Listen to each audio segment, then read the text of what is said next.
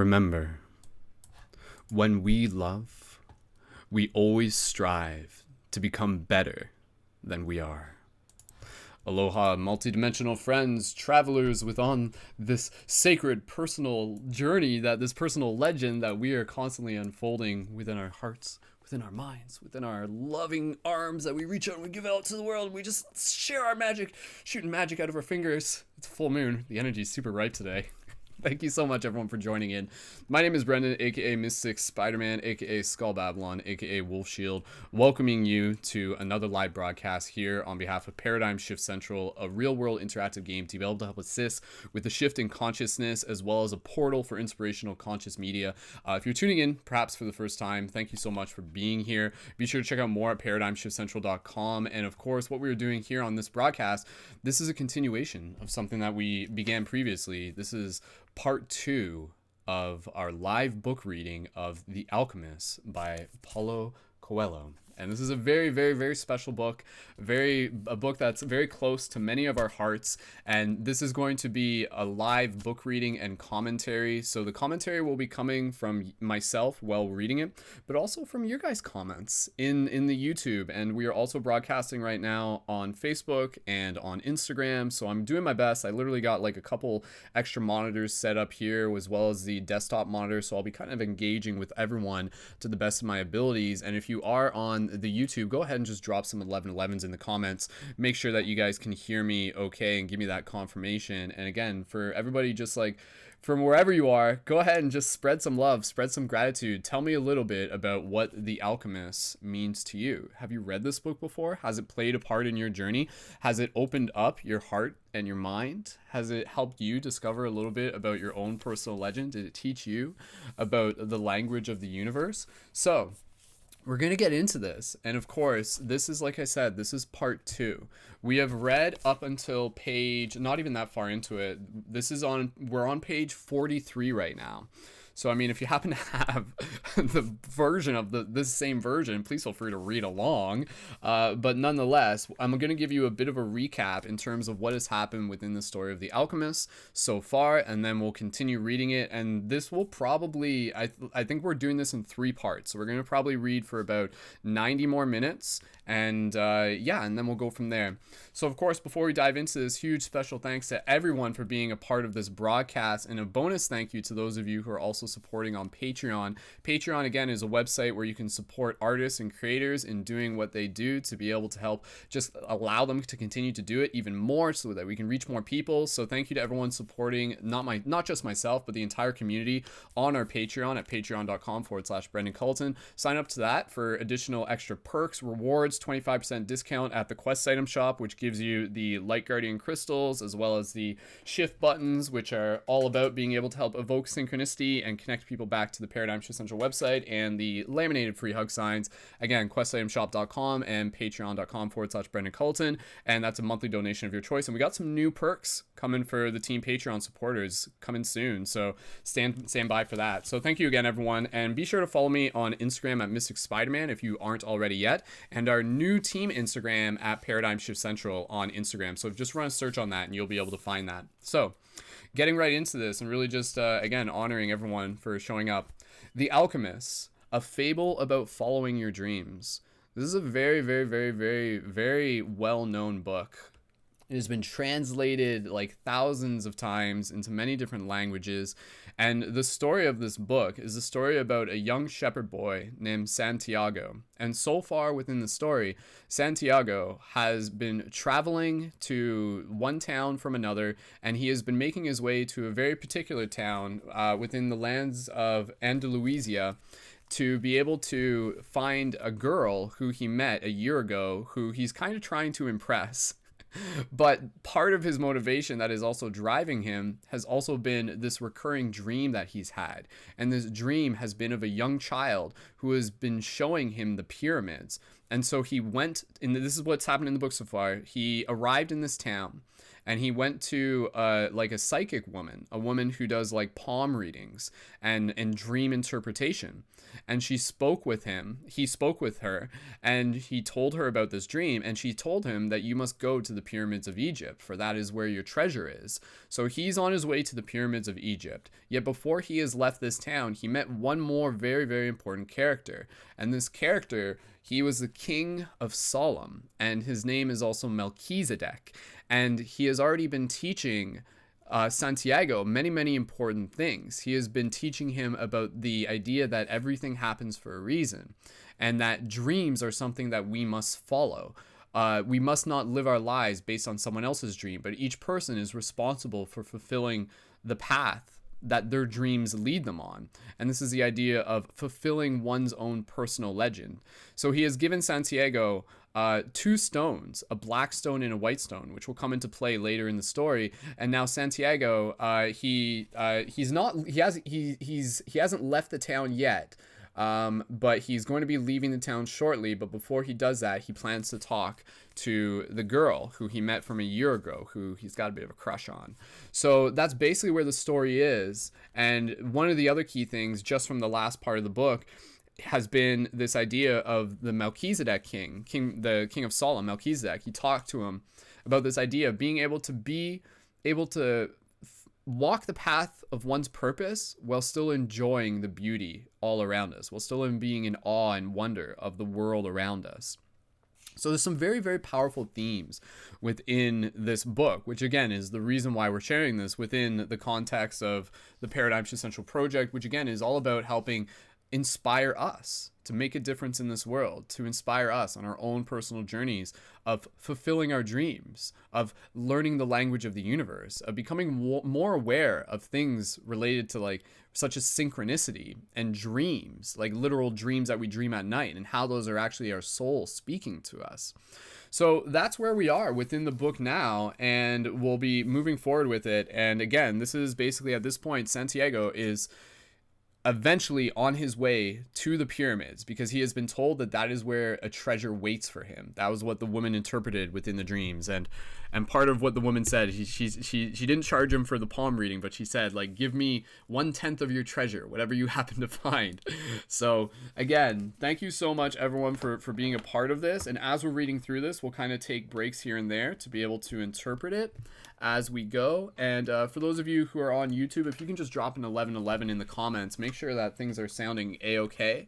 And I know in the last broadcast the audio on the YouTube was a little crunched, so that was my fault, but this one should be fine. So again, if you guys have commentary like as we're reading things, please feel free to drop that down below. And yeah, I'll be like, part of what I want to do is like read your guys' commentary as we go through this. So again, thank you so much everyone for being a part of this. Thank you everyone so much for just like being a part of this journey. And yeah, awesome. Let's get right into this. So The Alchemist by Paulo Coelho, a fable about following your dreams. Page 43. At the highest point of Tarifa, which is the town he is in, there is an old fort built by the Moors. From atop its walls, one can catch a glimpse of Africa, which is where the pyramids are. Melchizedek, the king of Salem, sat on the wall of the fort that afternoon and felt the lavender blow in his face. Just move my microphone here.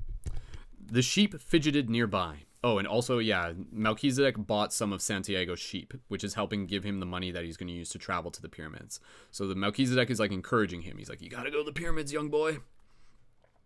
The sheep fidgeted nearby, uneasy with their new owner and excited by so much change. All they wanted was food and water. Melchizedek watched a small ship that was plowing its way out of the port. He would never again see the boy, just as he had never seen Abraham again after having charged him his 1/10 fee. That was his work. The gods should not have desires because they don't have personal legends, but the king of Salem hoped desperately that the boy would be successful. It's too bad that he's quickly going to forget my name, he thought.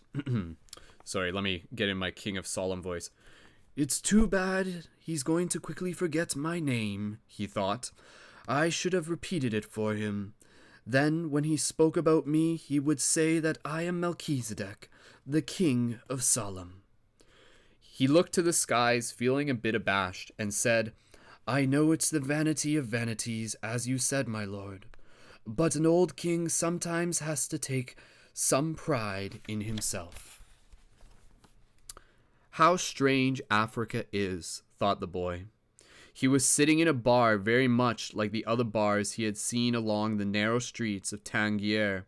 Some men were smoking from gigantic pipes that they passed from one to the other. In just a few hours he had seen men walking hand in hand, women with their faces covered, and priests that climbed to the top of towers and chanted, as everyone about him went to their knees and placed their foreheads on the ground. So just a little quick correction here. I mentioned that Santiago was like going to talk to that girl. I haven't read this book in a while, so there's like still parts that I'm remembering. He doesn't talk to the girl at this current point in the story. He's like literally just like, I'm not ready for it yet, and now he's on his way to Egypt again to fulfill his personal legend. A practice of infidels, he said to himself. As a child in church, he had always looked at the image of Saint Santiago Matamoros on his white horse, his sword unsheathed, and figures such as these kneeling at his feet. The boy felt ill and terribly alone. The infidels had an evil look about them. Besides this, in the rush of his travels, he had forgotten a detail, just one detail which would keep him from his treasure. For a long time, only Arabic was spoken in this country. Oh, and just a reminder again, we started reading this on the new moon. Now we're reading this on the full moon, and then we'll probably conclude it on the new moon. I think I already said happy full moon to everyone, but I'm saying it again now. Happy full moon. And, we didn't do our quick little meditation. Sorry, guys. Before we go any further, I just want to invite us to just kind of like take just like literally just 2 breaths. Don't have to dawdle for too long. I'm just putting my hand on my chest and allow us to just be able to see this book as the universe speaking to ourselves. See the codes and the inspiration encoded into this book. This is more than just entertainment. This is a key to unlock a treasure within our hearts. So just inviting you to just take a couple deep breaths on your own. Gentle exhales. Feeling that full moon whenever you're listening to this, the power of the moon. Power of the sun. One more breath together. Deep inhale. And gentle exhale. Awesome. The story continues.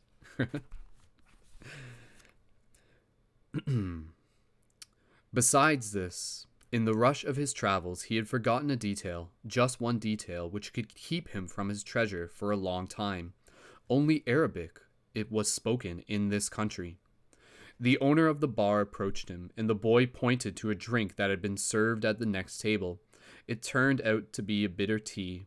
The boy preferred wine. But he didn't need to worry about that right now. What he had to be concerned about was his treasure, and how he was going to go about getting it. The sale of his sheep had left him with enough money in his pouch, and the boy knew that in money there was magic. Whoever has money is never really alone. Before long, maybe in just a few days, he would be at the pyramids. An old man with a breastplate of gold wouldn't have lied just to acquire 6 sheep. So he sold all his sheep, I guess, yeah. The old man had spoken about signs and omens, and as the boy was crossing the strait, he had thought about omens. Yes, the old man had known what he was talking about.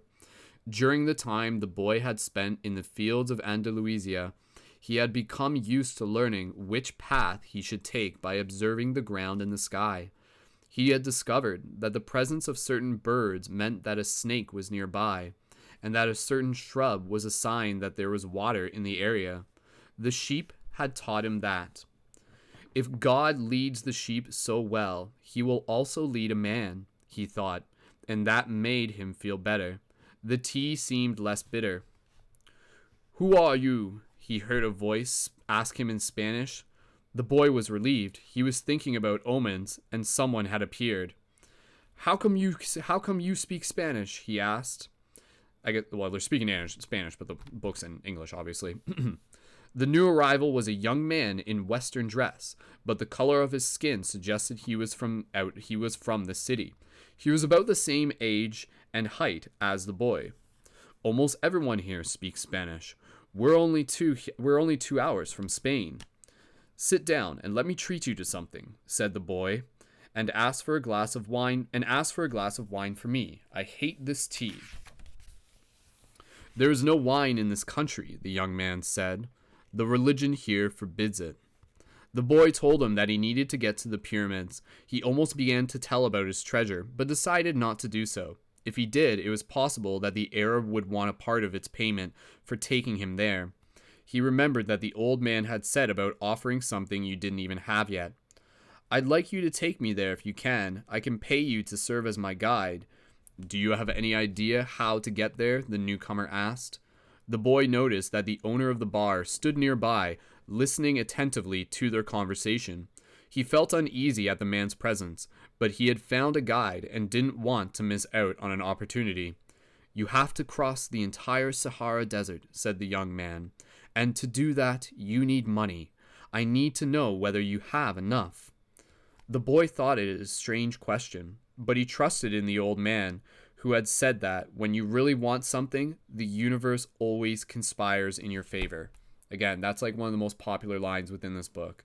When you really want something, the universe always conspires in your favor.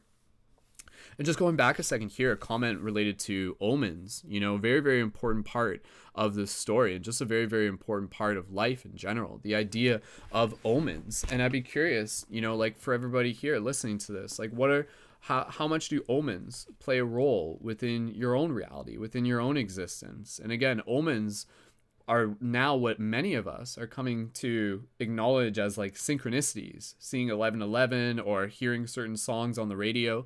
But omens are like one way of thinking about it. It's having the foresight to be able to see the future before it arrives. Yet sometimes it is also the future speaking back to us in the present through things that are beyond our immediate control, yet are still something that the universe can speak through. So it might be something where you're walking along somewhere and suddenly like a bird flies across your path. And it's not just a bird, it's like a hawk. And that hawk means something to you. And so it's like, whoa, like, what does that mean? And that's going to be relative to you. And you may not always even know. But over time, you can actually learn to develop an interpretation of what these symbols mean. And if anything, maybe it can just be seen as like a blessing, something to give you good vibes along your journey. So pay attention to omens that you see. And those omens can be like a rustling of the wind through the tree leaves when you're like really paying attention to it. Or it could be like seeing a deer out in nature. Again, kind of like a blessing. Or it can just be like, again, kind of like waking up and you like hear something on the radio that really resonates with you. So again, this is what we'll get into more throughout this book, the idea of the language of the universe.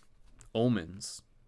And it's interesting that the word omen is literally just women without the W, which is just another thought in itself. Women are omens. They are they are bearers of the future in many ways. So just going back one sentence. "You have to cross the entire Sahara Desert," said the young man, "and to do that you need money. I need to know whether you have enough." The boy thought it a strange question, but he trusted in the old man who had said, when you really want something, the universe always conspires in your favor. He took his money from his pouch and showed it to the young man. The owner of the bar came over and looked as well. The two men exchanged some words in Arabic, and the bar owner seemed irritated. "Let's get out of here," said the new arrival. "He wants us to leave." The boy was relieved. He got up to pay the bill, but the owner grabbed him and began to speak to him in an angry stream of words. The boy was strong, and he wanted to retaliate, but he was in a foreign country. His new friend pushed the owner aside and pulled the boy outside with him. "He wanted your money," he said. "Tangier is not like the rest of Africa. This is a port, and every port has its thieves." The boy trusted his new friend. He had helped him out in a dangerous situation. He took out his money and counted it. "We could get to the pyramids by tomorrow," said the other, taking the money, "but I have to buy 2 camels." They walked together through the narrow streets of Tangier. Everywhere there were stalls with items for sale. They reached the center of the large plaza where the market was held. There were thousands of people there, arguing, selling, and buying. Vegetables for sale amongst daggers, carpets displayed alongside tobacco. But the boy never took his eye off his new friend. After all, he had all his money. He thought about asking him to give it back, but he decided that would be unfriendly. He knew nothing about the customs of the strange land he was in. "I'll just watch him," he said to himself. He knew he was stronger than his friend. Suddenly, there in the midst of all the confusion, he saw the most beautiful sword he had ever seen. A scarab. The scarab was embossed in silver, and the handle was black and encrusted with precious stone. The boy promised himself that, when he returned from Egypt, he would buy that sword. "Ask the owner of that stall how much the sword costs," he said to his friend. Then he realized that he had been distracted for a few moments, looking at the sword. His heart squeezed, as if his chest had suddenly compressed in. He was afraid to look around because he knew what he would find. He continued to look at the beautiful sword for a bit longer, until he summoned the courage to turn around. All around him was the market, with people coming and going, shouting and buying, and the aroma of strange foods. But nowhere could he find his new companion. Uh-oh. The boy wanted to believe that his friend had simply become separated from him by accident. He decided to stay right there and await his return. As he waited, a priest climbed to the top of a nearby tower and began his chant. Everyone in the market fell to their knees, touched their foreheads to the ground, and took up the chant. Then, like a colony of worker ants, they dismantled their stalls and left. The sun began its departure as well. The boy watched it through its trajectory for some time, until it was hidden behind the white houses surrounding the plaza. He recalled that when the sun had risen that morning, he was on another continent, still a shepherd with 60 sheep, and looking forward to meeting with a girl. That morning, he had known everything that was going to happen to him as he walked through the familiar fields. But now, as the sun began to set, he was in a different country, a stranger in a strange land, where he couldn't even speak the language. He was no longer a shepherd. He had nothing, not even the money to return and start everything over. All this happened between sunrise and sunset, the boy thought. He was feeling sorry for himself and lamenting the fact that his life could have changed so suddenly and so drastically. He was so ashamed that he wanted to cry.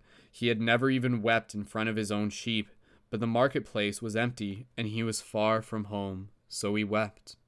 He wept because God was unfair, and because this was the way God repaid those who believed in their dreams. When I had my sheep, I was happy.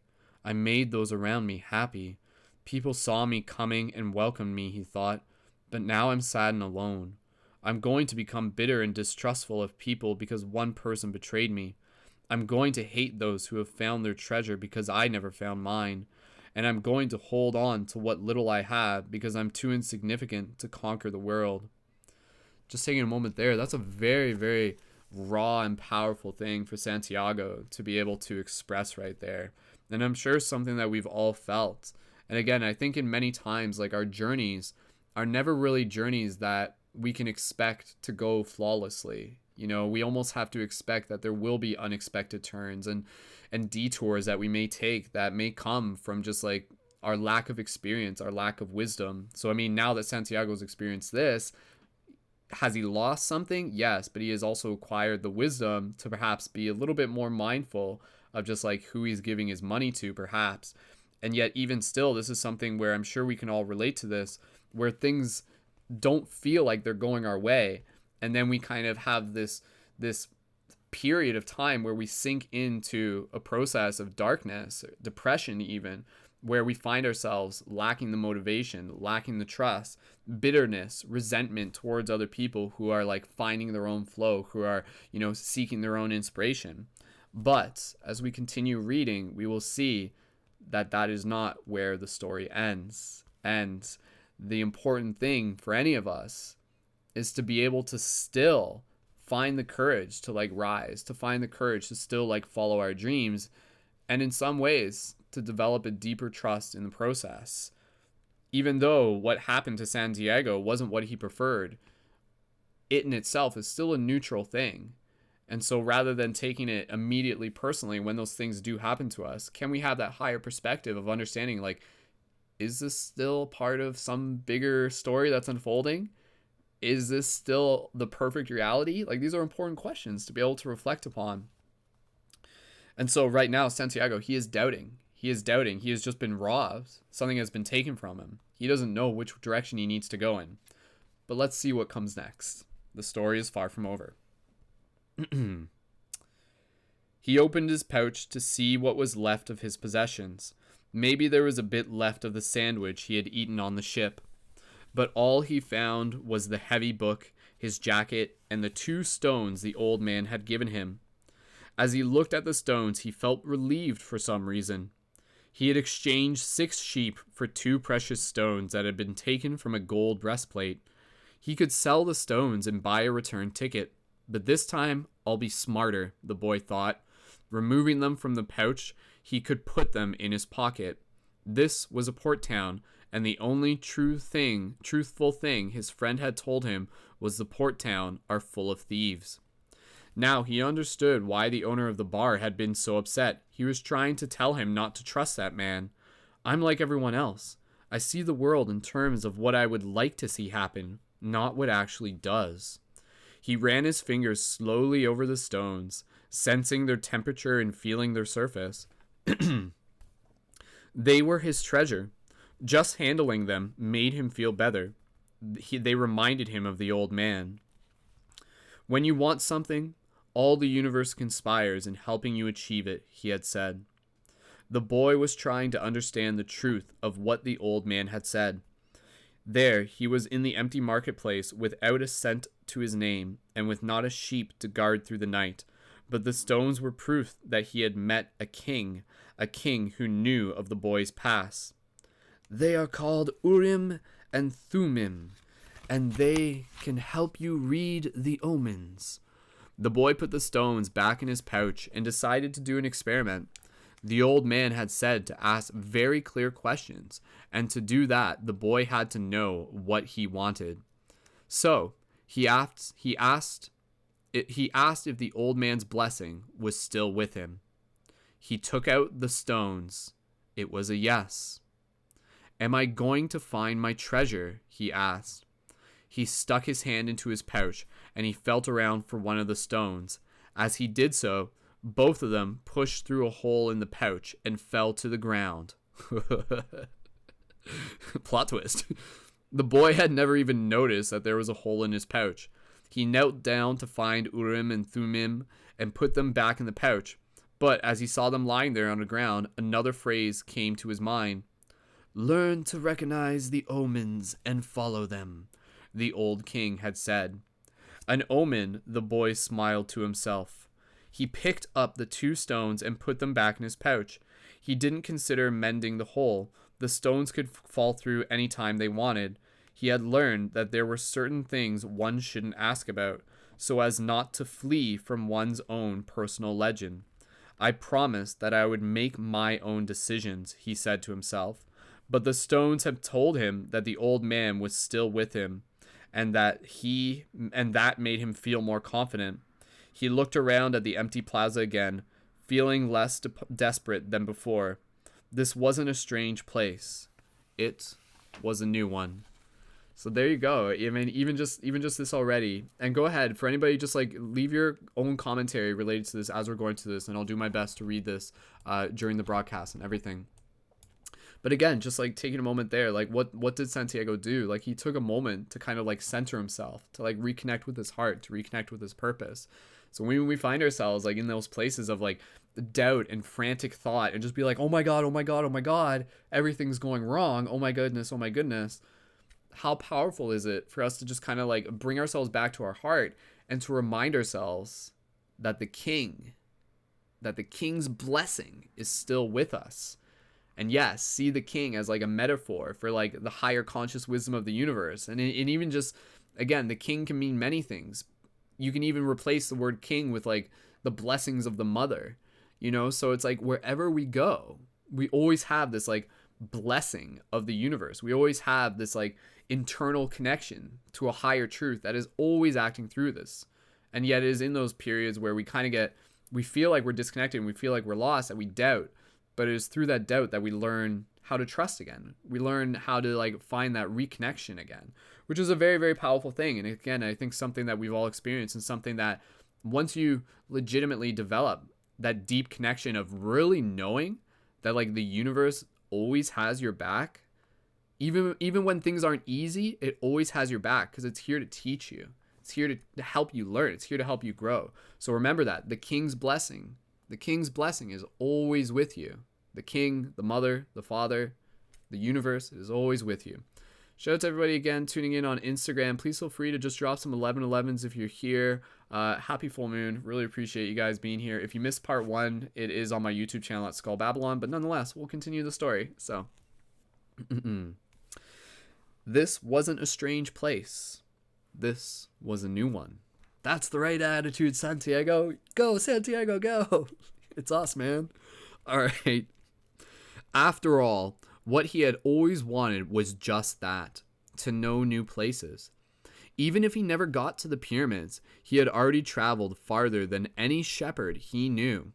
Oh, if they only knew how different things are just 2 hours by ship from where they are, he thought. Although his new world at the moment was just an empty marketplace, he had already seen when it was teeming with life, and he would never forget it. He remembered the sword. It hurt him a bit to think about it, but he had never seen one like it before. As he mused about these things, he realized that he had to choose between thinking of himself as a poor victim of a thief and as an adventurer in a quest of his treasure. I am an adventurer looking for treasure, he said to himself. Whew, I got like spine tingles when I read that, right? So it's like already like Santiago is like really getting his shift together here. He's like, dude, man, like somebody just robbed for me, but like whatever, man, that's not gonna stop me because like I'm still on some like bigger quest here, and I got the king's blessing, and I'm gonna do this. Just going back a page, I want to show you a picture from the book. Again, the pictures in here are pictures by Mobius. For those of you who are not familiar with Mobius, an amazing artist. Just showing it there to YouTube, and for those of you on Instagram and Facebook as well, you can see it there. So you can see the sword in the image. It's like a very powerful and crescent sword. And for those of you listening on Paradigm on like Paradigm Shift Radio on iTunes, the image has just been like holographically projected into your brain. So just open that file. Okay. I am an adventurer looking for treasure as I drink from my Spider-Man mug. Awesome. Thanks again, everyone, for being here. Appreciate it. All right. Dun, dun, dun, dun. So again, if anybody here, if you guys have read The Alchemist before, please feel free to leave your comments. If you have not read The Alchemist before, please feel free to also leave your comments. I really appreciate just being able to like know like what this story means to you. And sometimes it's really powerful to be able to like read a story and to be able to again like see yourself as a character. When we read stories, it's not just like something where it's like, have you ever experienced that when you read a story, you watch a movie, and you bring yourself into the experience of the character? And in the process of doing this, it's very much like this ability for your soul to learn, for your soul to grow through the growth of the character. So like that's kind of the thing, is that as we go through this story, not only is Santiago experiencing this, but we are learning alongside. We get to experience this journey. So this is your journey for your treasure at the Egyptian pyramids. He was shaken into wakefulness by someone. He had fallen asleep in the middle of the marketplace, and life in the plaza was about to resume. Looking around, he sought his sheep, and then realized that he was in a new world. But instead of being saddened, he was happy. He no longer had to seek out food and water for the sheep. He could go in search of his treasure instead. He had not a cent in his pocket, but he had faith, and he decided the night before that he would be as much an adventurer as one he had admired in books. So very, very meta, right? So it's like, here we are reading a book about a boy who's inspired by characters within books. So allow yourself to be inspired by this as well. Okay. He walked slowly through the market. The merchants were assembling their stalls, and the boy helped a candy seller to do his. The candy seller to do his.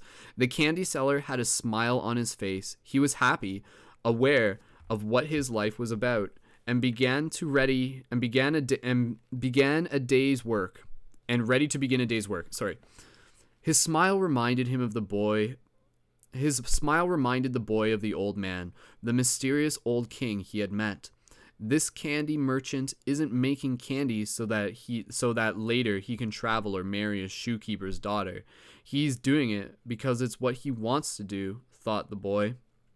He realized that he could do the same thing the old man had done, sense whether a person was near to or far from their personal legend. Just by looking at them, it's easy, and yet I've never done it before, he thought. When the stall was assembled, actually, I just want to take a moment there. Have you noticed that?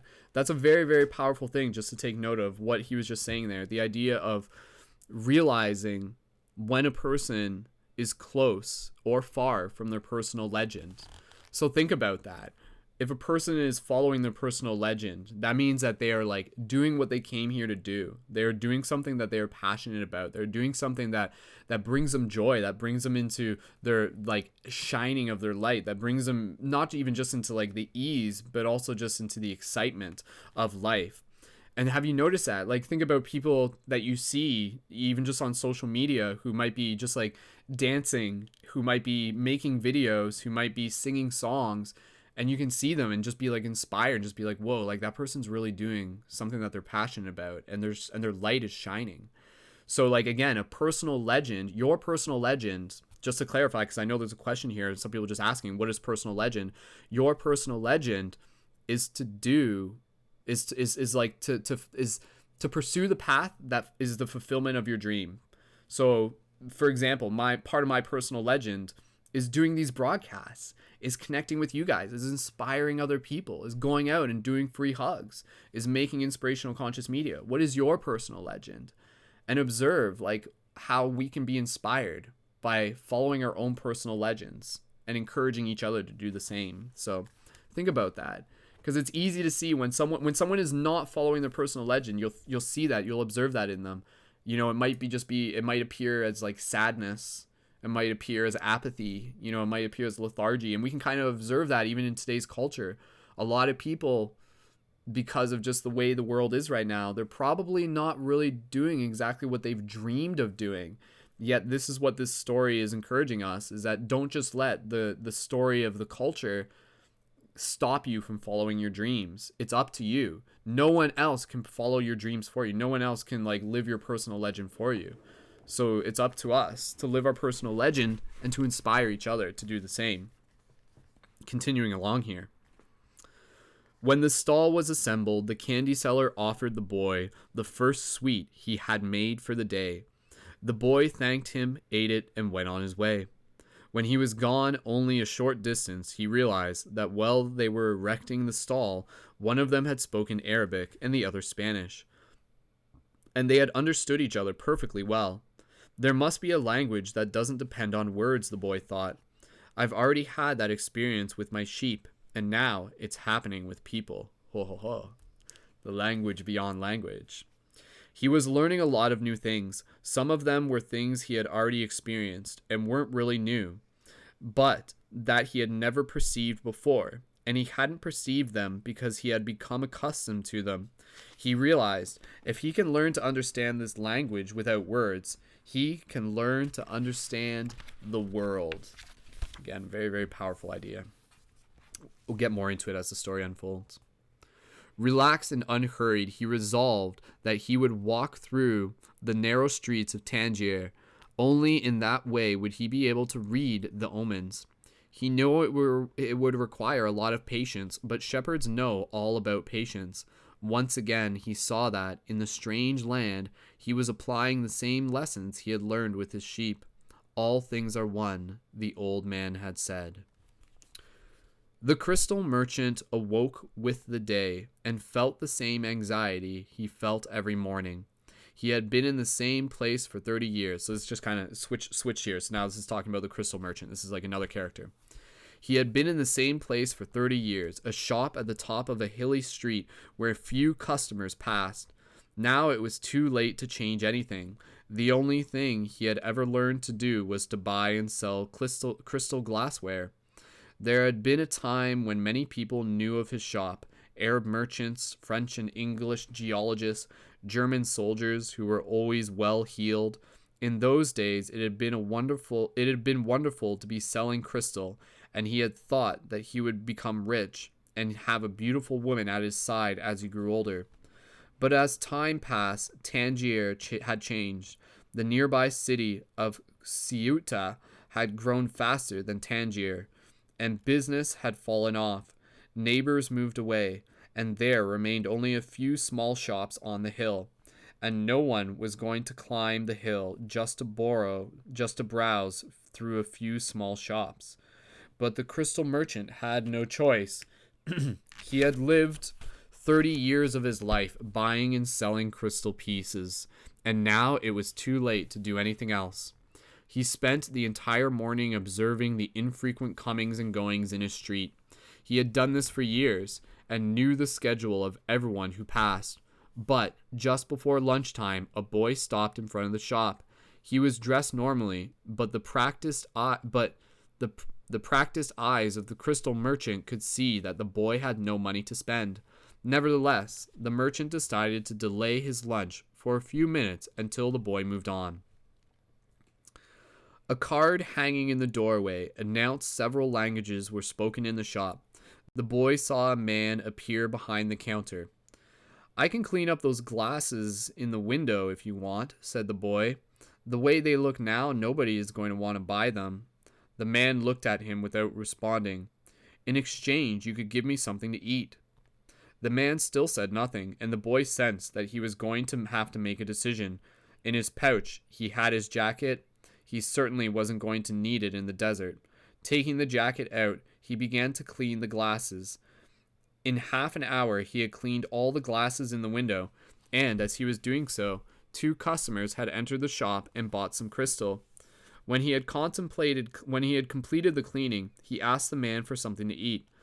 "Let's go and have some lunch," said the crystal merchant.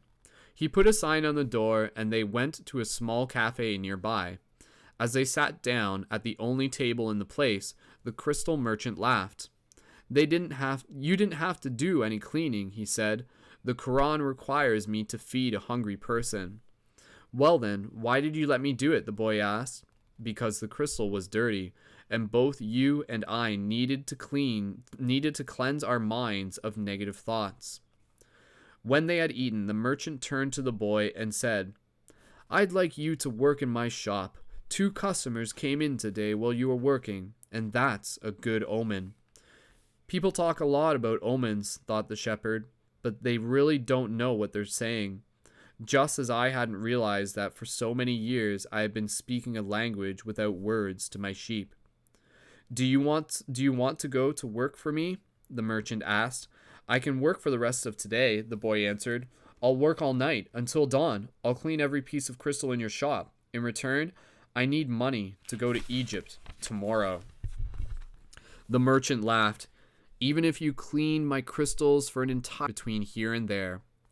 There was a moment of silence, so profound that it seemed the city was asleep. Old kings or personal legend, no treasure, the door of the cafe, wishing he had died, and that everything would end forever in that moment. The merchant looked anxiously at the boy. All the joy he had seen that morning had suddenly disappeared. "I can give you the money you need to get back to your country, my son," said the crystal merchant. The boy said nothing. He got up, adjusted his clothing, and picked up his pouch. "I'll work for you," he said. And after another long silence, he added, "I need money to buy some sheep." End of part 1. So again, taking a moment here, Santiago being challenged, like really, really being challenged by the universe. And that's kind of like the common thing with the universe, is that you will see that, is that when we are pursuing our own personal legend, oftentimes, like even at the precipice before we achieve what we're seeking to achieve, something will come up to us that will make us doubt, that will make us just like be like, oh, I don't know if this is going to work, or oh, I don't know if this is going to be worth it, or I don't know if I should keep doing this.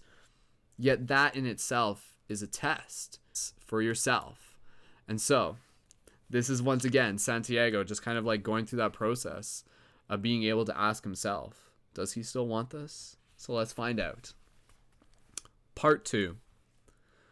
The boy had been working for the crystal merchant for almost a month, and he could see that it wasn't exactly the kind of job that would make him happy. The merchant spent the entire day mumbling behind the counter, telling the boy to be careful with the pieces and not break anything. But he stayed with the job because the merchant, although he was an old grouch, treated him fairly. The boy received good commission for each piece he sold, and he had already been able to put some money aside. That morning, he had done some calculating, and if he continued to work every day as he had been, he would need a whole year to be able to buy some sheep. I'd like to build a display case for the crystal, the boy said to the merchant. We could place it outside and attract those people who pass at the bottom of the hill. I've never had one before, the merchant answered. People will pass by and bump into it, and pieces will be broken. Well, when I took my sheep through the fields, some of them might have died if we had come up upon a snake, but that's the way life is with sheep and with shepherds. The merchant turned to a customer who wanted three crystal glasses. He was selling better than ever, as if time had turned back to the old days when the street had been one of Tangier's major attraction. Business has really improved, he said to the boy after the customer left. I'm doing much better, and soon you'll be able to return to your sheep. Why ask more out of life? Because we have to respond to omens, the boy said, almost without meaning to. Then he regretted what he had said, because the merchant king had never met the king. It's called the principle of favorability, beginner's luck, because life wants you to achieve your personal legend, the old king had said. But the merchant understood what the boy had said. The boy's very presence in the shop was an omen, and as time passed, money was pouring into the cash drawer. He had no regrets about having hired the boy. The boy was being paid more money than he deserved, because the merchant, thinking the sales wouldn't amount to much, had offered the boy a high commission rate. He had assumed he would soon return to his sheep. Why did you want to go to the pyramids? He asked. To get away from the business of the display. Because I've always heard about them, the boy answered, saying nothing about his dream. The treasure was now nothing but a painful memory, and he tried to avoid thinking about it. I don't know anyone around here who would want to cross the desert just to see the pyramids, said the merchant. They're just a pile of stones. You could build one in your backyard. Sure, we've all had that thought. Build a pyramid in our backyard, why not? You've never had dreams to travel, said the boy, turning to wait on a customer who had entered the shop. 2 days later, the merchant spoke to the boy about the display. I don't much like change, he said. You and I aren't like Hassan, that rich merchant. If he makes a buying mistake, it doesn't affect him much, but we two have to live with our mistakes. That's true enough, the boy thought, ruefully. Why did you think we should have the display? I want to get back to my sheep faster. We have to take advantage when luck is on our side, and to do as much to help it as it's doing to help us. It's called the principle of favorability, or beginner's luck. The merchant was silent for a few moments. When he said, the Prophet gave us the Quran and left us just 5 obligations to satisfy during our lives. The most important is to believe only in one true God. The others are to pray 5 times a day, fast during Ramadan, and to be charitable to the poor. He stopped there. His eyes filled with tears as he spoke of the Prophet. He was a devout man, and even with all his impatience, he wanted to live his life in accordance to Muslim law. What's the fifth obligation? The boy asked. 2 days ago, you said that I had never dreamed of travel, the merchant answered. The fifth obligation of every Muslim is a pilgrimage. We are obliged at least once in our lives to visit the holy city of Mecca. Mecca is a lot farther away than the pyramids. When I was young, all I wanted to do was put together enough money to start this shop. I thought that someday I'd be rich and could go to Mecca. I began to make some money, but I could never bring myself to leave someone in charge of the shop. The crystals are delicate things. At the same time, people were passing my shop all the time, heading for Mecca. Some of them were rich pilgrims, traveling in caravans with servants and camels, but most of the people making the pilgrimage was poorer than I. All who went there were happy at having done so. They placed the symbols of the pilgrimage on the doors of their houses. One of them, a cobbler who made his living mending boots, said that he had traveled for almost a year through the desert, but that he got more tired when he had to walk through the streets of Tangier buying his leather. Well, why don't you go to Mecca now? Asked the boy. Because it's the thought of Mecca that keeps me alive, and that's what helps me face these days that are all the same. These mute crystals on the shelves, and lunch and dinner, ate at the same horrible cafe. I'm afraid that if my dream is realized, I'll have no reason to go on living. You dream about your sheep in the pyramids, but you're different from me, because you want to realize your dreams. I just want to dream about Mecca.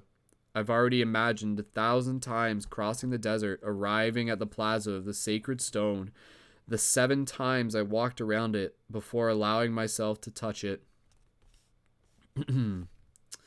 I've already imagined the people who would be at my side, and those in front of me, and the conversations and prayers we would share, but I'm afraid that it would all be a disappointment, so I prefer just to dream about it.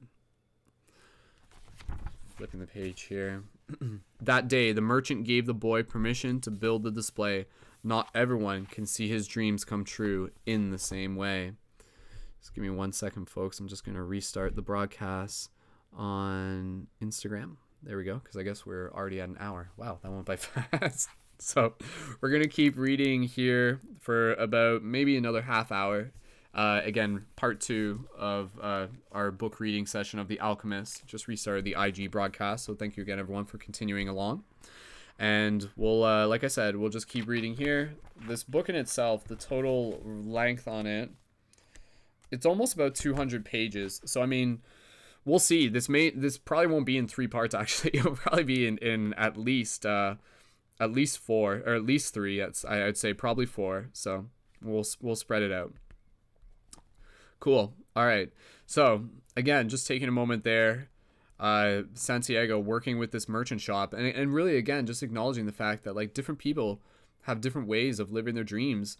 And it's an interesting thing when you think about that. Like, some people don't, like, they'll live their life in a situation where they may not always like have the privilege to fulfill their dreams just based on the circumstances of their reality.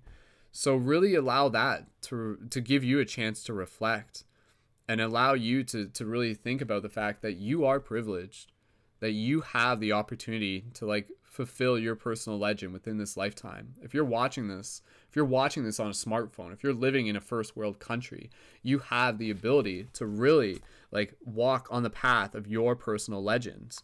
So again, your personal legend is when you really do you do what you came here to do. You came here to inspire people, to see the world, to fall in love, to share your love, to help others reconnect with the power of their heart. These are all very personal things. So again, the treasure that Santiago seeks, like without even getting into any spoils and stuff like that, there are many forms of treasures, and not all of them are just coins and gold, right? So what is the treasure that you seek? What is the treasure at your pyramid? What is it that will fulfill your dreams? Very important questions. And who will you become in the process of doing so? Like, maybe that's the thing, right? Like, the treasure itself isn't always the tangible. The treasure itself is who you become. The treasure itself is being able to meet the you who is like in the future. Get excited about meeting the you that is like your future self, right? So cool, awesome. Shout out again to everybody joining in. Again, we're broadcasting on Instagram, YouTube, and Facebook. So wherever you are, please feel free to just leave some comments, and we'll drop in some commentary of what you guys have to share. Oliver, spiritual investor, leaving a comment on Instagram. He says, "I just made a video and shared it about living out your dreams. We're definitely connected, man. Divinely and universally guided." Awesome. Spiritual investor, Oliver, thank you so much for dropping in, man. Much appreciated. So again, anybody here, please feel free to, like, any thoughts that come to mind as we're reading this, please just leave comments and I'll read those on screen. This is a shared discussion. Your voice is appreciated. 2 more months passed, and the shelf brought many customers into the crystal shop. The boy estimated that if he worked for 6 more months, he could return to Spain and buy 60 sheep, and yet another 60 in less than a year. He would have doubled his flock, and he would be able to do business with the Arabs, because he was now able to speak their strange language. Since that morning in the marketplace, he had never again made use of Urim and Thummim, because Egypt was now just a distant dream for him, as he was a Mecca for the merchants. For him, as was Mecca for the merchant. Anyway, the boy had become happy in his work, and thought all the time about the day when he would disembark at Tarifa as a winner. "You must always know what it is that you want," the old king had said. The boy knew and was now working toward it. Maybe it was his treasure to have wound up in this strange land, met with the thief, and doubled the size of his flock without spending a cent. He was proud of himself. He had learned something important, like how to deal in crystal, and about the language without words, and about omens. One afternoon, he had seen a man at the top of the hill, complaining that it was impossible to find a decent place to get something to drink after such a climb. The boy, accustomed to recognizing omens, spoke to the merchant. "Let's sell tea to the people who climb the hill. Lots of places sell tea around here," the merchant said. "But we could sell tea in crystal glasses. The people will enjoy the tea and want to buy the glasses. I have been told that beauty is the great seducer of men." The merchant didn't respond, but that afternoon, after saying his prayers and closing the shop, he invited the boy to sit down with him and share his hookah, that strange pipe used by the Arabs.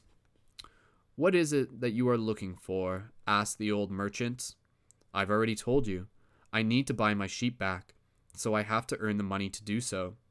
The merchant put some new coals in the hookah and inhaled deeply.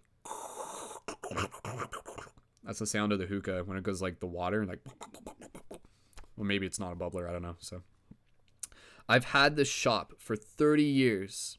I know good crystal from bad, and everything else there is to know about crystal. I know its dimensions and how it behaves.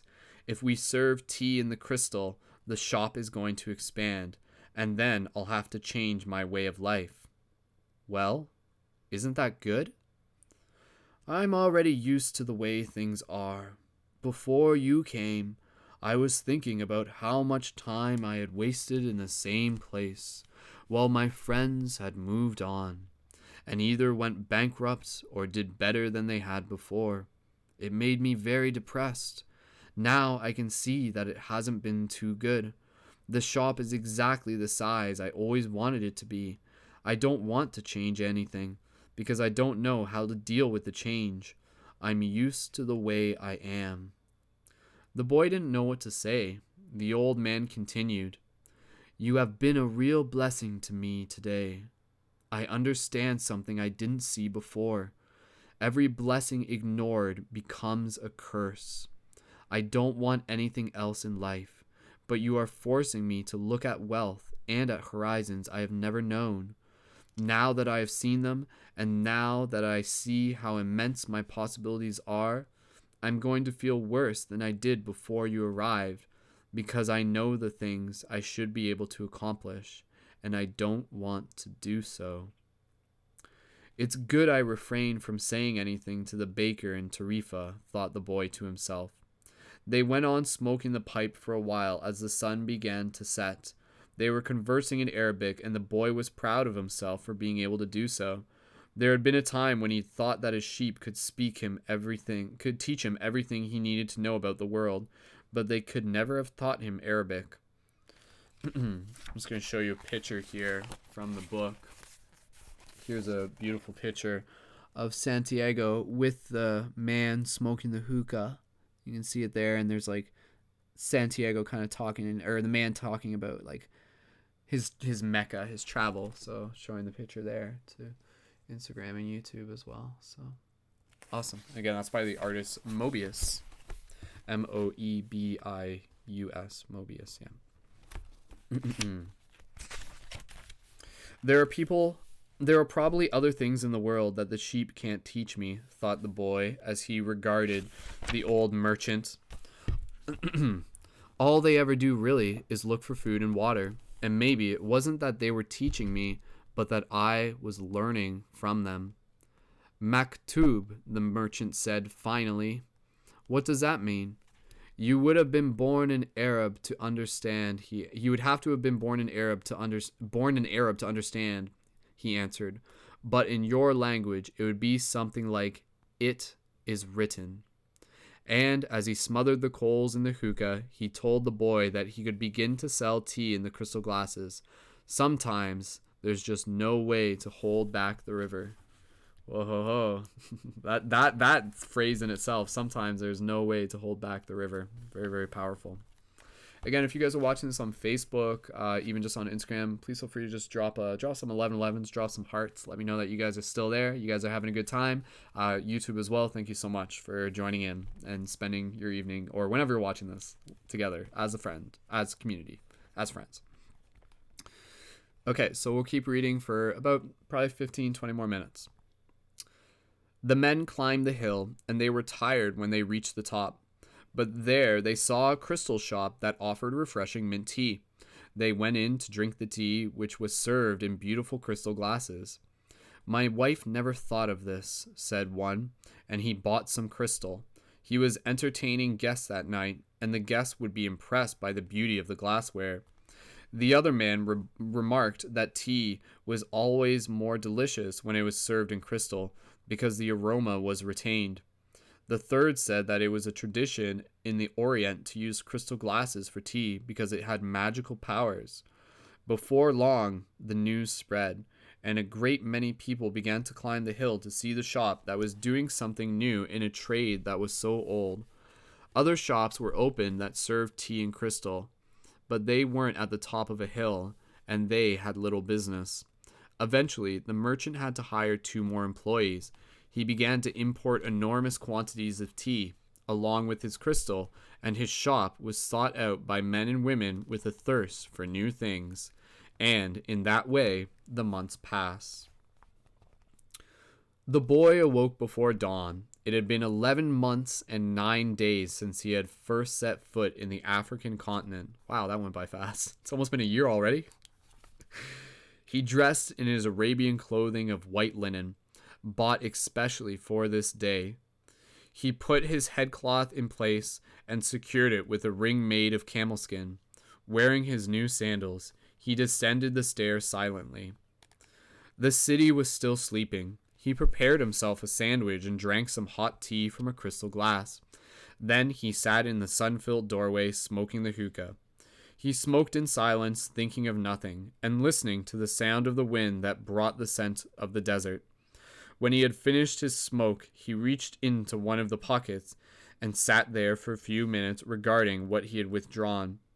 It was a bundle of money, enough money to buy himself 120 sheep, a return ticket, and a license to import products from Africa into his own country. He waited patiently for the merchant to awaken and open the shop. Then the two went off to have some more tea. I'm leaving today, said the boy. I have the money I need to buy my sheep, and I have the money you need, and you have the money you need to go to Mecca. The old man said nothing. Will you give me your blessing? Asked the boy. You have helped me." The man continued to prepare his tea, saying nothing. Then he returned to the boy. "I'm proud of you," he said. "You brought a new feeling into my crystal shop. But you know that I'm not going to go to Mecca, just as you know that you are not going to buy your sheep." "Who told you that?" asked the boy, startled. "Maktub," said the old crystal merchant, and he gave the boy his blessing. Ooh, I got more spine tingles when I read that. So again, Maktub means "and so it is written." So again, very much you can see where things are going. So again, going back to the synchronicity of how the universe has a tendency to work. Even in those moments where we feel like something is like going, it feels like we've lost, that in itself is just a matter of perspective. There might be a step back, but maybe that step back puts us in a new direction. Maybe it sets us on a new path. Maybe it opens up a new door. So again, if Santiago never met with that thief, if he had never gotten robbed, he wouldn't have had the incentive to go meet the merchant, which led to him cultivating the funds to now be able to continue his quest to get to Egypt on his own accord. So, go Santiago, go. We believe in you. All right. Awesome. The boy went to his room and packed his belongings. They filled 3 sacks as he was leaving. He saw, in the corner of the room, his old shepherd's pouch. It was bunched up, and he had hardly thought of it for a long time. As he took his jacket out of the pouch, thinking to give it to someone in the street, the 2 stones fell to the floor, Urim and Thummim. It made the boy think of the old king, and it startled him to realize how long it had been since he had thought of him. For nearly a year he had been working incessantly, thinking only of putting aside money so that he could return to Spain with pride. "Never stop dreaming," the old king had said. "Follow the omens." The boy picked up Urim and Thummim, and once again had the strange sensation that the old king was nearby. He had worked hard for a year, and the omens were that it was time to go. "I'm going to go back to doing just what I did before," the boy thought, "even though the sheep didn't teach me to speak Arabic." But the sheep had taught him something even more important, that there was a language in the world that everyone understood, a language the boy had used throughout the time that he was trying to improve things at the shop. It was the language of enthusiasm, of things accomplished with love and with purpose, and as a part of a search for something believed in, desired. Wow, that's such a powerful thing. So again, think about that. The idea of like, when we see people, when we observe them, we are communicating. There's always a language. There's always this unspoken language, the language of heart, the language of just like passion. And so just reading that again, it was the language of enthusiasm, of things accomplished with love and with purpose, and as a part of a search for something believed in and desired. So that's very, very powerful to think, like, how do you communicate? How do you express? How do you tell people your story? Simply by expressing it through your own passion. It's a language that exists like outside of time. It's a conversation that spans over moments, years, decades. Tangier was no longer a strange city, and he felt that just as he had conquered this place, he could conquer the world. When you want something, all the universe conspires to help you achieve it, the old king had said. But the old king hadn't said anything about being robbed, or about endless deserts, or about people who know what their dreams are but don't want to realize them. The old king hadn't told him that the pyramids were just a pile of stone, or that anyone could build one in their backyard. He had forgotten to mention that when you have enough money to buy a flock larger than the one you had before, you should buy it. The boy picked up his pouch and put it with his other things. He went down the stairs and found the merchant waiting on a foreign couple, while 2 other customers walked about the shop drinking tea from crystal glasses. It was more activity than usual for this time in the morning. From where he stood, he saw for the first time that the old merchant's hair was very much like the hair of the old king. He remembered the smile of the candy seller on his first day in Tangier when he had nothing to eat and nowhere to go. That smile had always been like the old king's smile. It's almost as if he had been here and left his mark, he thought, and yet none of these people had ever met the old king. On the other hand, he said that he was always prepared to help those who were trying to realize their personal legend. He left without saying goodbye to the crystal merchant. He didn't want to cry with the other people there. He was going to miss that place and all the good things he had learned. He was more confident in himself, though, and felt as though he could conquer the world. But I'm going back to the fields that I know, to take care of my flock. He said that to himself with certainty, but he was no longer happy with his decision. He had worked for an entire year to make a dream come true, and that dream, minute by minute, was becoming less important. Maybe because that wasn't really his dream. Dun, dun, dun. Have you ever experienced that in life where, like, sometimes you're pursuing something and you're like, this is what I want, this is what I want, this is what I want. And then as you get closer and closer to it, suddenly you're just like, or do I? And maybe there was like something else that opened up along the way or something that you had forgotten. And you're just like, wow, like I forgot about that. Maybe I can change my path. Maybe I can change my mind. And give yourself permission to do that. Again, you know, like you might, like your path may start off and be like, I'm going to be a famous singer or something like that. And then you might start being a singer or something, but then like something might happen along the way. And then you're like, actually, I want to work in a museum or something like that. Who knows, right? It's all relative, but allow yourself to be flexible with listening to your own heart. And a lot of this story is really just encouraging and teaching us the power of being able to listen to our own heart. Because it's so often that we will like silence our own voice, our own inner voice, the part of us, you know, it's almost like the whisper of a child where it's just like, you're a superhero, you should do superhero stuff. And then the other part's just like, no, that's Boulder Dash or something like that or something. Or it's like, you should make awesome movies and you should make art and you should organize community events where people come together and dance and stuff like that. And you're just like, no, I should just like pay off my mortgage and just like, you know, do adult things and stuff like that. Nothing wrong with that. But again, what are the things that excite you? What are the things that make your spirit come alive?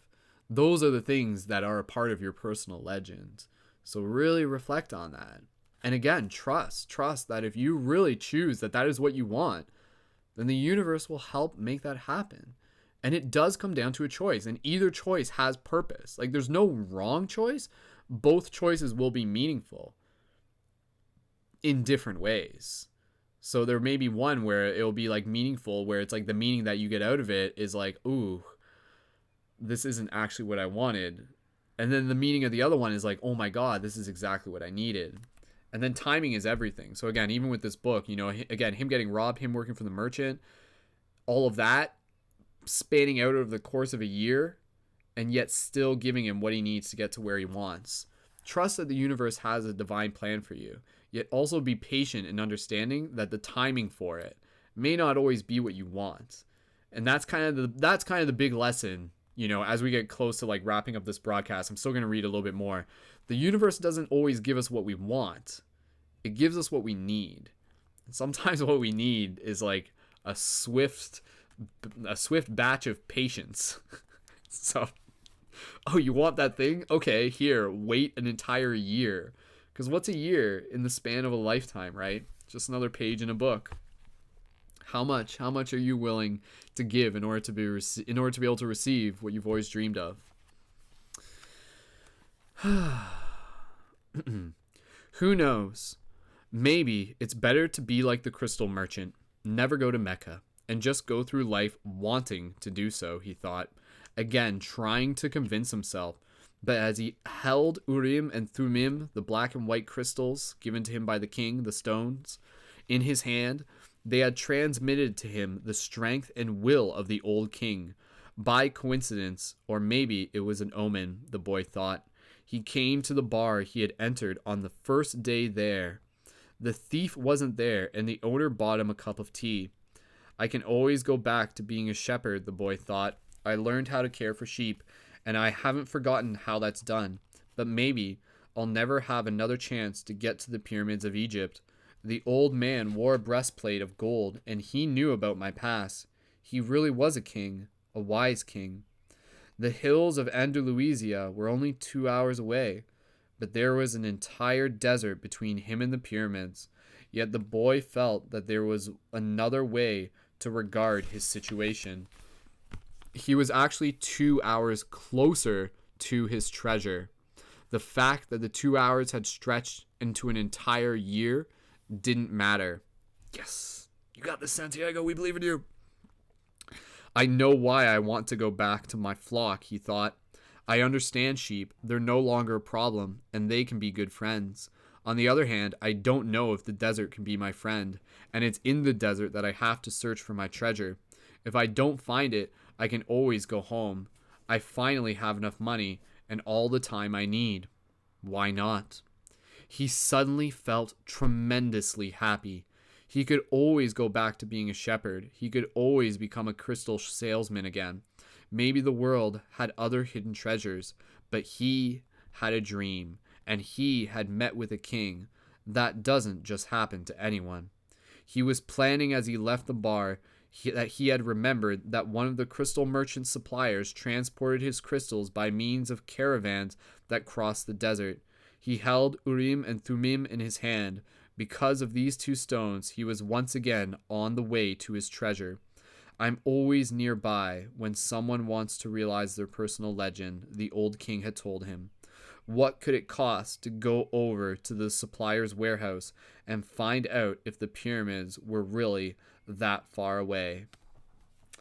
And I think that is a good place to stop, because the next part is like a whole nother part of the story that we will save for next broadcast. I think maybe I don't know. Do you guys want me to read? Do you guys want me to go okay, I could literally. Do you guys want me to keep going just for like a little bit more? I'll wait for your reply in the comments, because I mean, we got like a couple more minutes at least. So if you guys want me to keep reading, go ahead and let me know. But in the meantime, yeah, again, like that idea of Santiago really reflecting on like that feeling that we've all experienced before. Have you felt that feeling where you're just like, oh my God, there's something that I want, but in order to get there, I have to do something that I'm not familiar with. I have to experience something that I've never experienced. I have to put myself in the space of the unknown.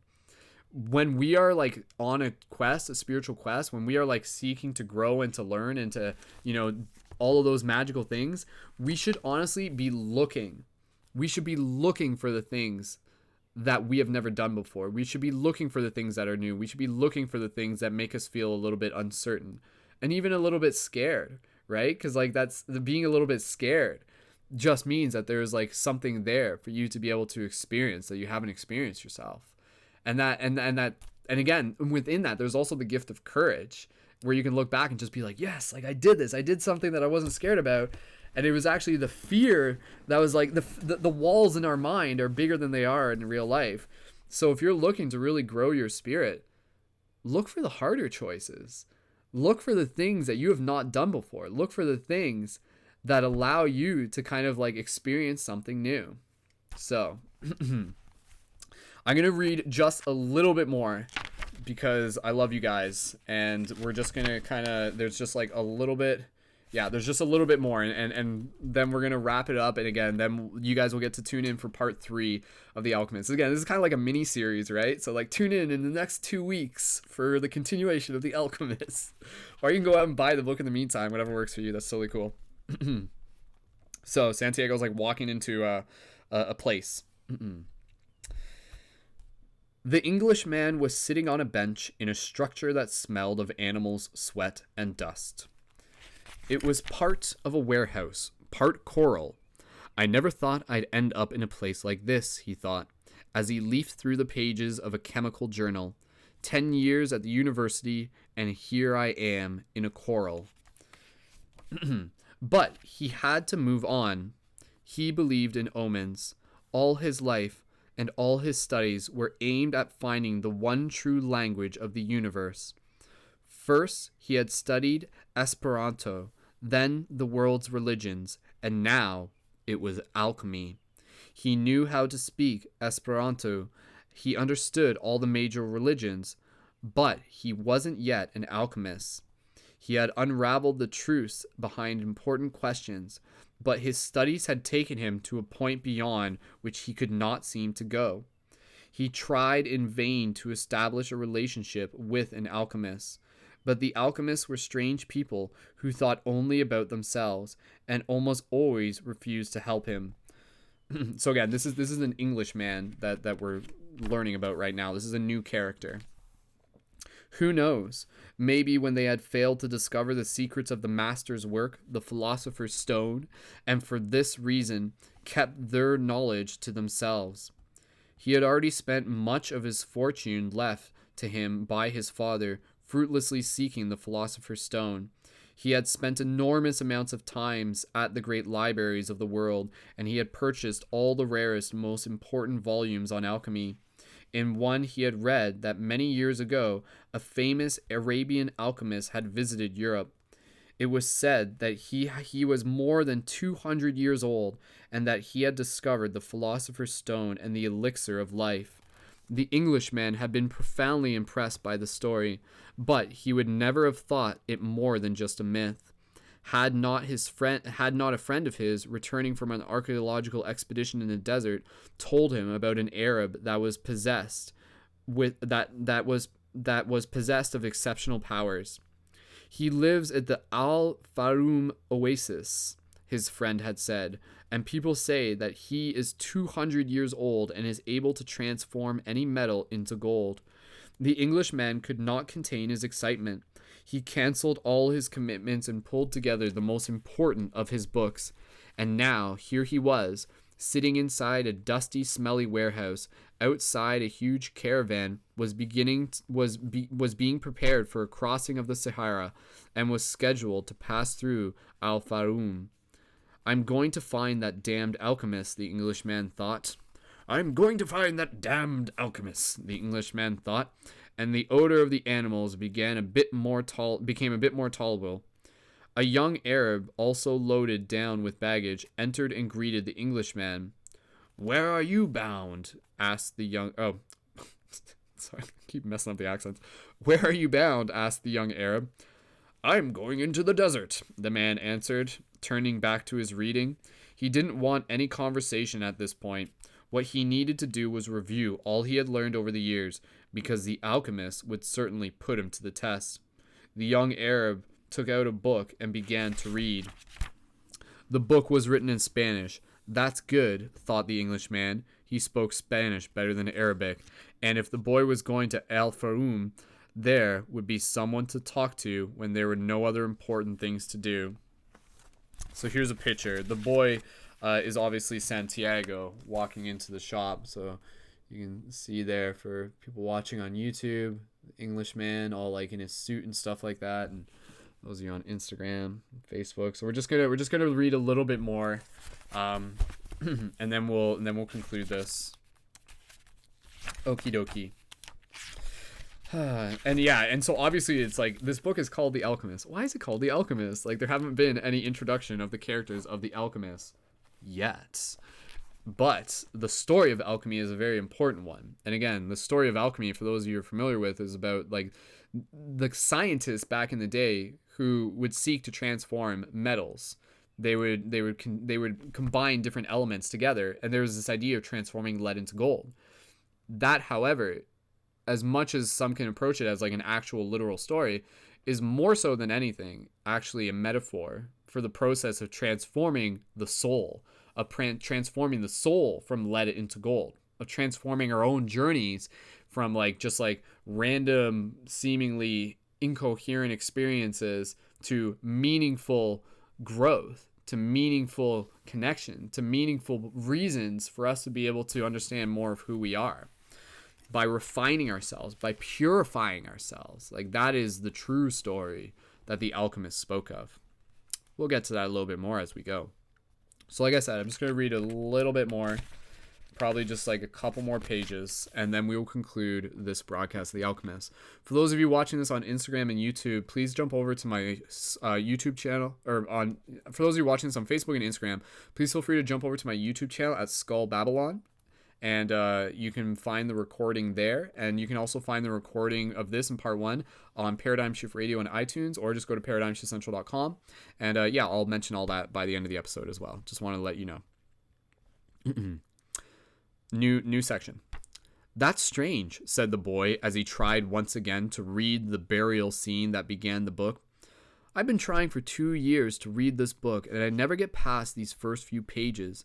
Even without a king to provide an interruption, he was unable to concentrate.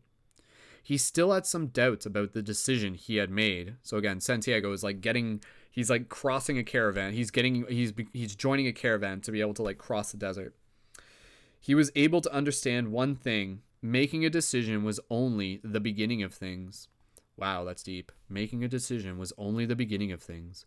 When someone makes a decision, he is really diving into a strong current that will carry him to places he had never dreamed of when he had first made the decision. Wow, I could say a lot about that. "When I decided to seek out my treasure, I never imagined that I'd wind up working in a crystal shop," he thought. "And joining this caravan may have been my decision, but where it goes is going to be a mystery to me." Nearby was the Englishman, reading a book. He seemed unfriendly, but he looked irritated when the boy had entered. They might even have become friends, but the Englishman closed off the conversation. The boy closed his book. He felt that he didn't want to do anything that might make him look like the Englishman. He took Urim and Thummim from his pocket and began to play with them. The stranger shouted, "Urim and Thummim!" In a flash, the boy put them back in his pocket. "They're not for sale," he said. "They're not worth much," the Englishman answered. "They're only made of rock crystal, and there are millions of rock crystals in the earth. But those who know about such things would know that those are Urim and Thummim. I didn't know that they had them in this part of the world." "They were given to me as a present by a king," said the boy. The stranger didn't answer. Instead, he put his hand in his pocket and took out 2 stones that were the same as the boy's. "Did you say a king?" he asked. "I guess you don't believe that a king would talk to someone like me, a shepherd," he said, wanting to end the conversation. "Not at all. It was shepherds who were the first to recognize a king that the rest of the world refused to acknowledge, so it's not surprising that kings would talk to shepherds." He went on, fearing that the boy wouldn't understand what he was talking about. "It's in the Bible, the same book that taught me about Urim and Thummim. These stones were the only form of divination permitted by God. The priests carried them in golden breastplates."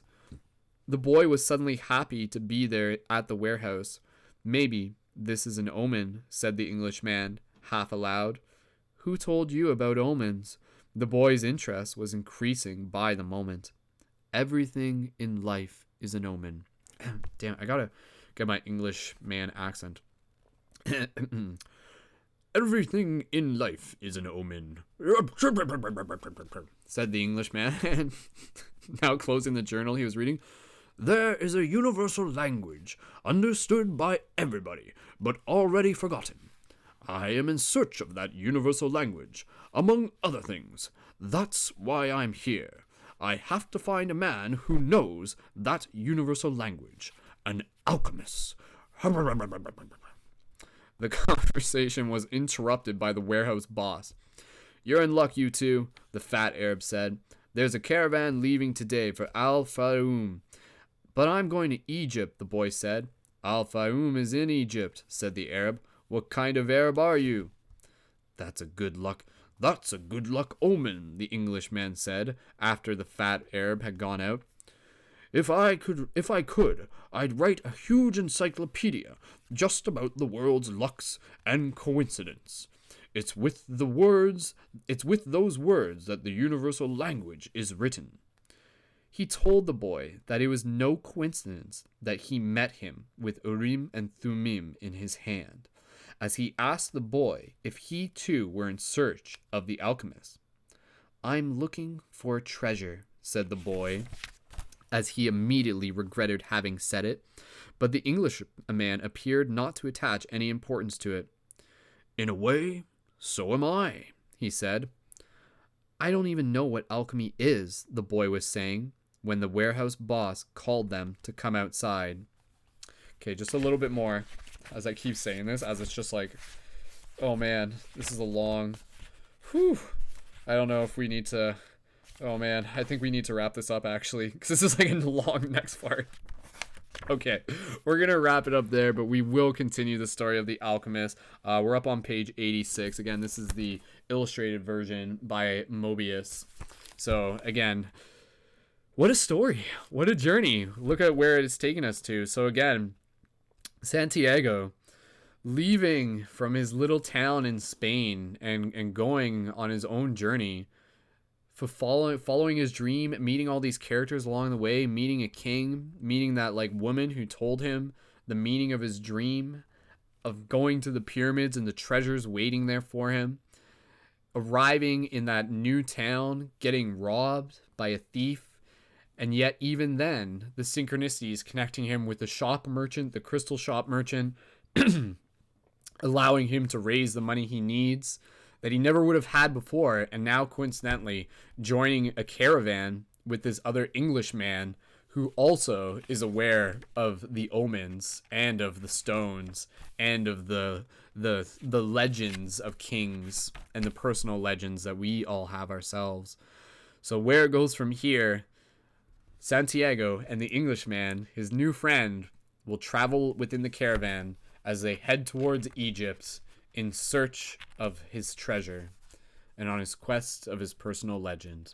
So there we go. So we'll end part 2 of the live book reading of The Alchemist for today. So join us again for next time. If all goes to plan, I think I'm going to be doing this every 2 weeks, usually on Sunday or Monday. So be sure to keep an eye open for that. Again, I'll be posting about it either on YouTube, also on my Instagram at Mystic Spider-Man. For those of you who have not been following me there, please follow me there for more exciting stuff. And for any of you just in the live chat, go ahead, just leave comments of gratitude, leave comments of just like any thoughts. How was that for you? Anything that came to mind while hearing that story. Again, this story, though written like not too long ago, I think it was written, I want to say in the 90s, very relatable. And again, obviously like Paulo Coelho writing this a lot from his own personal experience. And that's the thing with a lot of this like spiritual journey, is that it's one thing to be able to like read it in a book, but to be able to experience this, for us to be able to go on our own personal legends, to be able to synchronistically find people, to be able to meet mentors, to be able to have people in our life who are going to like plant those powerful seeds that are going to inspire us to fulfill our own personal legends, to go on these journeys, to do what makes our heart sing. Like that's all very real. And again, that's not just like, it's not just happenstance that we happen to meet those people. Like that is a part of the bigger story of the universe doing what it can to help guide us. Because it wants us to succeed. The universe sincerely, deeply wants us to fulfill our personal legends, because they aren't just for us. As we do that, we step into more of who we are, so that we can encourage and shine our light and inspire others to go on their own journeys and their own quests. So it's been an honor, again, to be able to share this space. Thank you so much, everyone, for tuning in. YouTube, Facebook, Instagram, Paradigm Shift Radio on iTunes, wherever you're tuned into this. Deeply, deeply appreciate it. Again, be sure to check out more at ParadigmShiftCentral.com. Lovely Longevity says, I've been drawing and painting while listening to Santiago's journey. Awesome. I know some people were doing that, or some people have been like talking about that. They're just kind of like fiddling or cooking and stuff while listening to us reading this. So thank you again for sharing in this space. I really appreciate that. And yeah, so again, just concluding this broadcast, be sure to check out more ParadigmShiftCentral.com. We got a lot more stuff coming your way through Paradigm Shift Central, which again is a portal for inspirational conscious media. Be sure to follow our new Instagram page at Paradigm Shift Central on Instagram page. There's a period between Paradigm and so Paradigm period Shift period Central. But if you just look Paradigm Shift Central on the search, you'll be able to find it there, and it's in my info for Mystic Spider-Man. So we'll have a lot more stuff coming your way there. And again, if you want to be able to get involved with additional perks, and we got some, we're going to have like a new exclusive team chat server that we're going to be launching for the Patreon supporters in the near future after the solstice. Then you can support on Patreon at patreon.com/Brendan Culleton. And that will also give you a 25% discount code for items at Quest Item Shop. So for any of you watching the broadcast, some of you like saw my Light Guardian crystal and you're like, whoa, like what's all that about? That is available at questitemshop.com. These are handmade items by myself, and they're available for members of the community. And again, by you guys purchasing that, that's just like one way of showing your support, getting involved, and being able to just like say like, hey, you know, like, thank you. And thank you. Like, seriously, thank you. Your guys' support in any form. Share this broadcast with your friends. That is a great way to be able to support as well. So thank you for allowing me to be able to share this space with you. Thank you for sharing this with your friends. Thank you for joining, for being a part of the inspiration that we are cultivating here together. And I look forward to being able to continue not only just this book, but the journey of our story, of our personal legend, for we are the alchemists, social alchemists. So with that said, we're going to wrap up this broadcast. Thank you so much, everyone, again, for being a part of it. And yeah, please feel free to just continue to leave your comments down below. Send me a direct message on Instagram, and stay tuned for lots more exciting shifty stuff coming your way. And happy full moon whenever you're listening to this. The moon's always full in some way or another. So happy full moon. Keep shining that light. And until next time, keep it shifty, and we will see you guys in the future. This is Skull Babylon, aka Wolf Shield, aka Mystic Spider-Man, signing off. Much love, peace, and wholeness.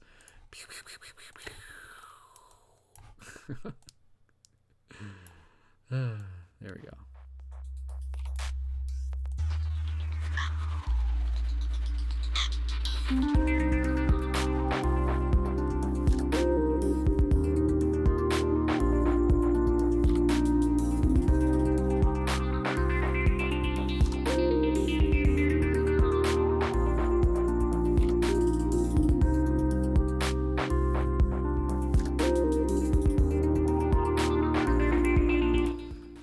Special bonus thank you once again to our friend Danny Leonardo, whose music is featured at the beginning and end of this broadcast. Be sure to check out more of her work through the information in the YouTube info below. Thank you, Danny.